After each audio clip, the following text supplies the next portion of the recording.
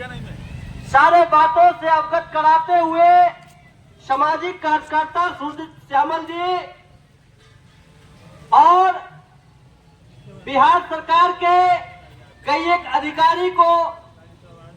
Telephone के माध्यम से, मेल के माध्यम से अवगत कराए हैं,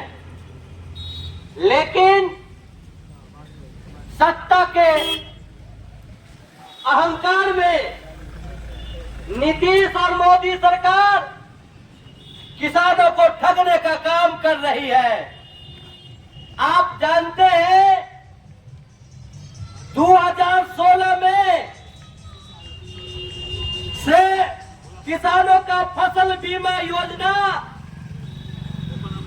बिहार सरकार और केंद्र सरकार मिलकर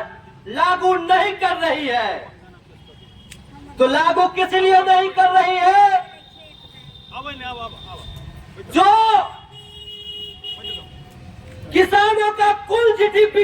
यानी बिहार के कुल जीडीपी का 6% राशि बीमा कंपनी को देना पड़ता, वह पैसा बचाने के लिए जो निकम्मी नीतीश कुमार और मोदी सरकार है, किसानों को दोगली और दोहरी नीति और ठगने का काम कर रही है। जब भी बाढ़ की विभीषिका हो या बारिश का आतंक हो, किसानों जिस तरीके से अपन लागत मूल्य खेतों में लगाते हैं, उनको लागत मूल्य भी उपलब्ध नहीं होता है और देश के जो सत्तासीन नेता है इस पर चुप्पी साधी जाती है और यहाँ के विधायक या कोई विधायक इस बात के लिए किसानों के फसल बीमा की राशि कैसे लागू हो। किसानों का फसल सहायता के नाम पर सिर्फ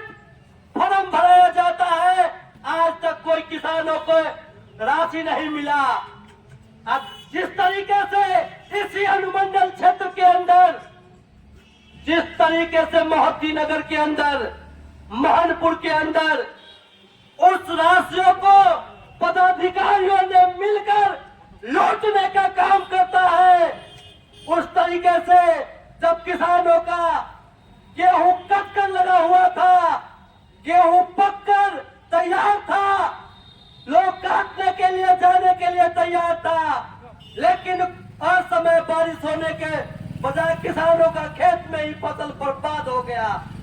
लेकिन यहाँ के भ्रष्ट भी हो और भ्रष्ट जो जिला कृषि पदाधिकारी है, इसको अभी तक शुद्धि लेने के लिए अभी तक रिपोर्ट में शून्य कर दिया और फसल मुआवजा देने के नाम पर किस तरीके से यहाँ के स्थानीय विधायक और एमपी चुप्पी साधे हुई है। हम जानते हैं ये देश की जो सत्ता है और जो बिहार की जो सत्ता है, किसानों को ठगने का,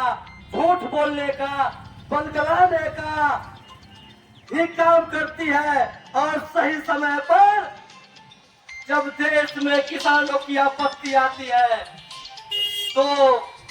झूठे वादे,